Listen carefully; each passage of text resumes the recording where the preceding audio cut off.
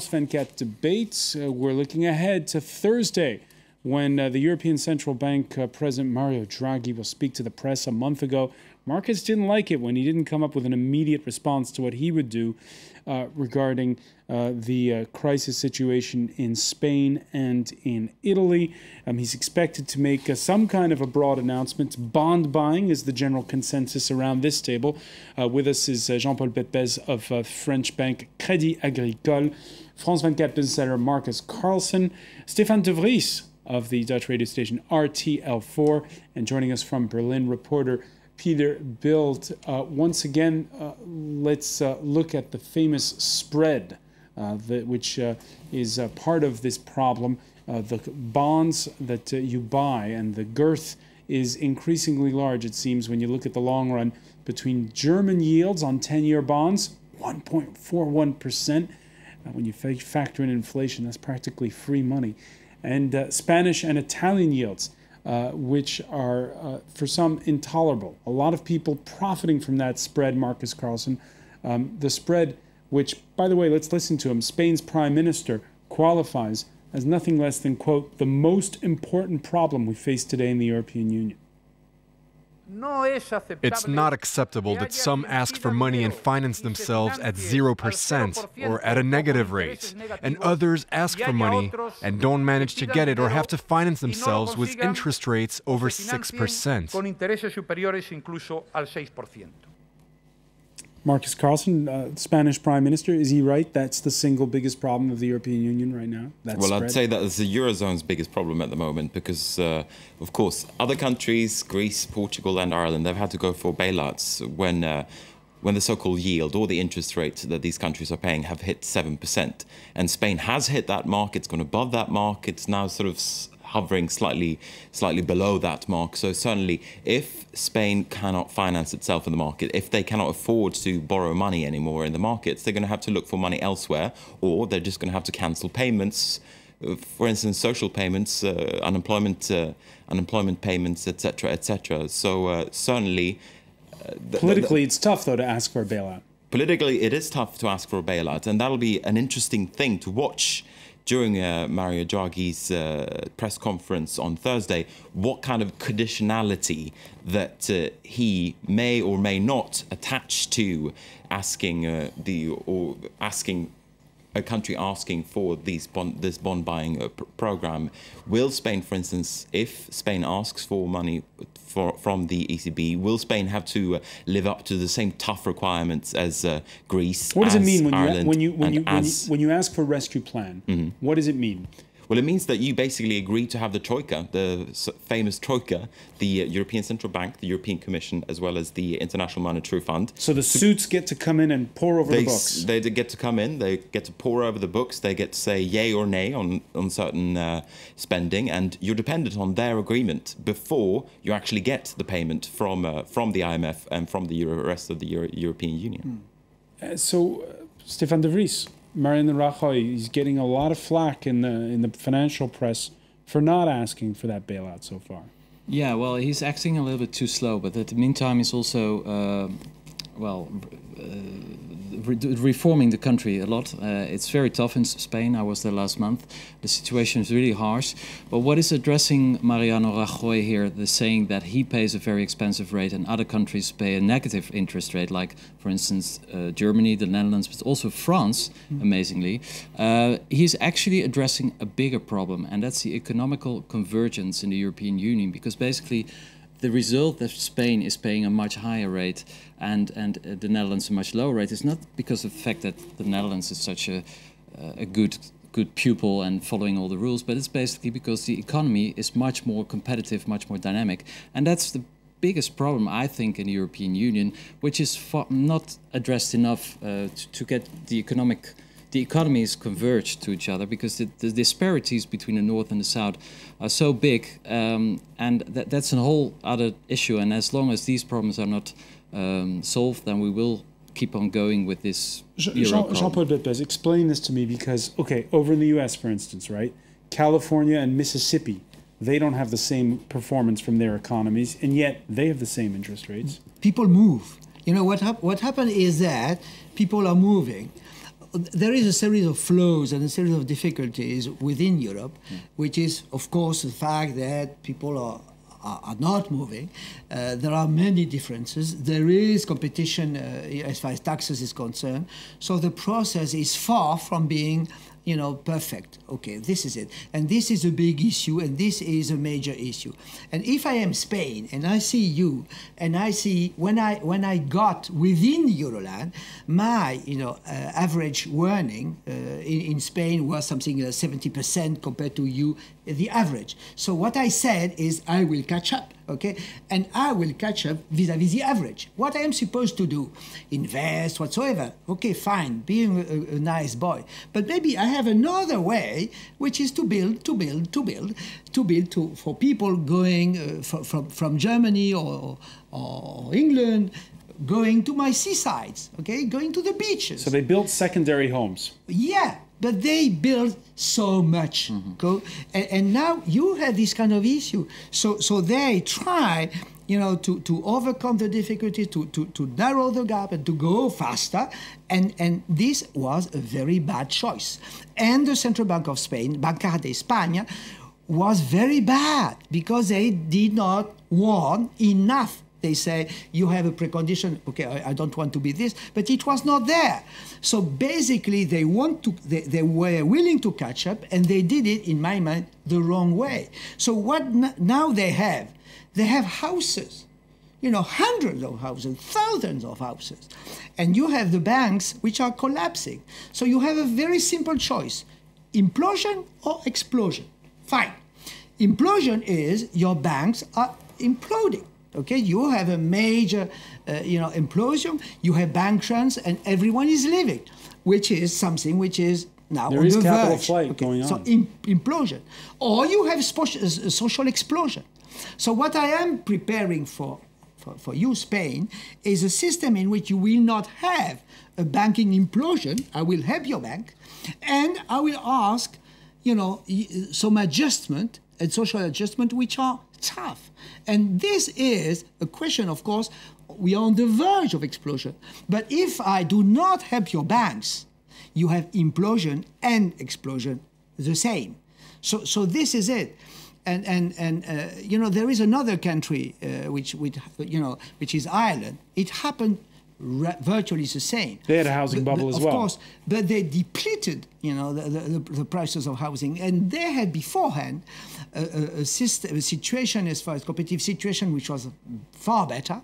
They have a budget which was stronger, so they could overcome this. Okay, so what is going on in Spain is a system in the crisis which is 3 times more important as far as magnitude is concerned. But that's what happened in Ireland. So we have to do something. Okay, otherwise you have, as I said, implosion and explosion. Peter Bildt, do the Germans think that Mario Draghi can come through when he talks about imposing conditionality on the Spanish?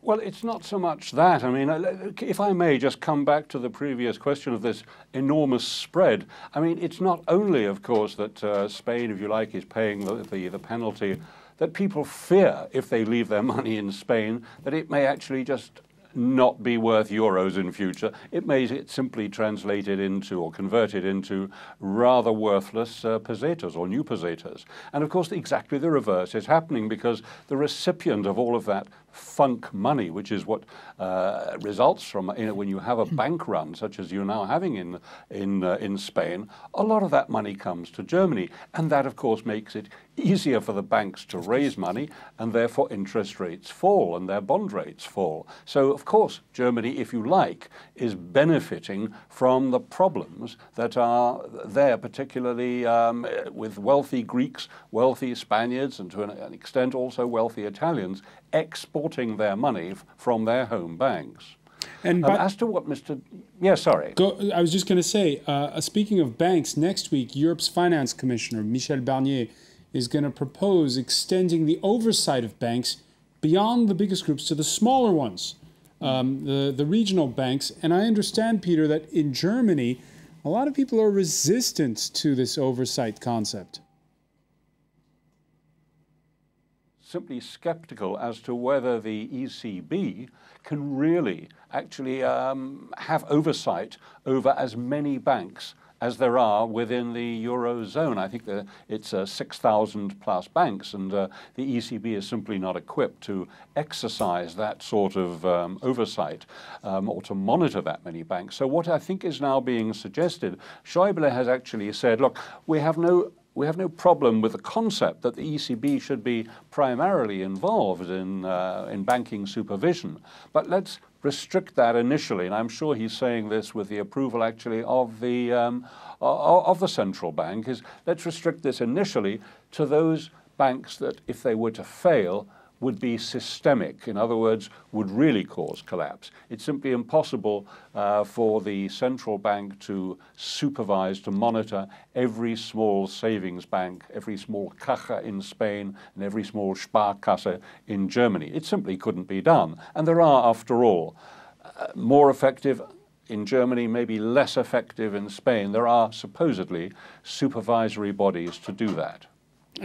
Stefan de Vries, your thoughts? Well, maybe another reason the Germans are not really enthusiastic about this idea is because a lot of regional German banks are in very bad shape.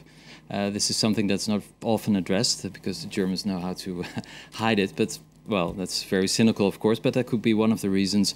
As far as the 6,000 banks is concerned, yeah, of course, the ECB is not going to do that alone. They will probably have some structure in place. They will have to hire a lot of people, very good for the unemployment rates. So these are all practical issues. But the question is, I think it's a very relevant question. Will central supervision be better than decentralized supervision? I'm not sure about the answer, but that's something Mario Draghi probably knows how to answer better. Marcus Carlson, if you're going to have a banking union, why not go the whole hog? Why not have the supervision under one roof? Well, I think as Peter was just explaining there from Germany, the argument of the German government is that it's going to be difficult for the ECB to keep tabs on all banks within the Eurozone because there are thousands and thousands of them. But basically, this is all about building a so-called banking union. And Rajoy, the Spanish Prime Minister, he said that it's going to be finished by December so they can get the whole ship sailing at the start of 2013, which seems like quite an ambitious target. I don't know if Jean-Paul has anything to weigh in on when it comes to that. Is that going to happen? You know what happened? This is financial stability. You know what happened is that they really accept when they say we have to take care of banks. In English, it is financial stability. And fighting against inflation is monetary stability. So they say we are not, our primary target is this, blah, blah, blah, blah. We know this. When they say we have to take banks into consideration, this is financial stability. So, they are changing the rules and they are changing, they're accepting that there must be an improvement of the system. Okay, and when they say the technicality story, I buy what you say. There are things, I don't know, skeletons, but there are questions any place. Okay, and they say it's better to have, places or something. What happened is that the systemic banks have to be looked on a global base. Okay. Whatever, and of course you have bodies. For example, my bank is looked is supervised by 80 bodies in Euroland. Okay, so there are people taking care of us. Okay, and it is because we are in many places, and we are in banks, we are in finance, we are in asset management, something like that. So we are supervised. Okay, but the question is too much. Maybe it is an issue. So as far as the systemic banks are concerned, in my mind, something which would be global has to be put in place. But of course, with with antennas in other places. All right. So the idea of a comprehensive approach, not just Mariano Rajoy, the French president on a visit to Rome Tuesday. He was conferring with another Mario, Italy's Premier Mario Monti, and he gave his backing to working towards a monetary union. It's at the European Council that we have to find solutions for Spain and Greece, and to move forward to the third step at the end of the year, which will be a closer union of our banking institutions and a deeper economic and monetary union. And in a column in Monday's Financial Times, Wolfgang Münchau spells out the one piece of advice, as he put it, that he would give to Mario Draghi. He said, do not accept an unlimited bond purchasing program without an agreement on a credible banking union. Peter Bilt, which way is the wind blowing in Berlin? I think if you look at what can be expected from Mario Draghi tomorrow, it's as the last speaker on that you had recorded there. Now, was that I couldn't actually François hear if that Hollande. was François Hollande. Yes, I mean he was saying this is a matter for the Council of Europe. In other words, for the politicians, and that is of course a very useful shield for Mario Draghi to hide behind.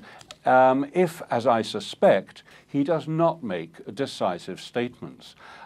He has a second shield, if you like, in the decision of the German Constitutional Court as to whether ESM is in fact going to be constitutional. Now, I think that shield, if you like, will not last for very long, because I think the court almost certainly will have to declare that despite certain reservations and maybe insisting on certain changes and certain conditions, in fact, what the law that the Germans have already passed through the parliament, but that has not yet been ratified by the president, that is constitutional. And the reason I say that is because I think the Constitutional Court itself cannot have on its conscience, or indeed on its reputation, the possibility that it actually collapsed the whole euro. It has got to worry about its place within the, if you like, the German political and legal structure. And a court that actually caused a major collapse in Europe would certainly have a lot to worry about for the future. A lot to worry about for the future. Unfortunately, we're going to have to leave it there, Peter Bilt, because we are out of time, but I want to thank you for joining us from Berlin. I want to thank Stéphane Debris, also Jean-Paul Vetbez for being with us, and Marcus Carlson, our business editor. Thank you for being with us here in the France 24 debate.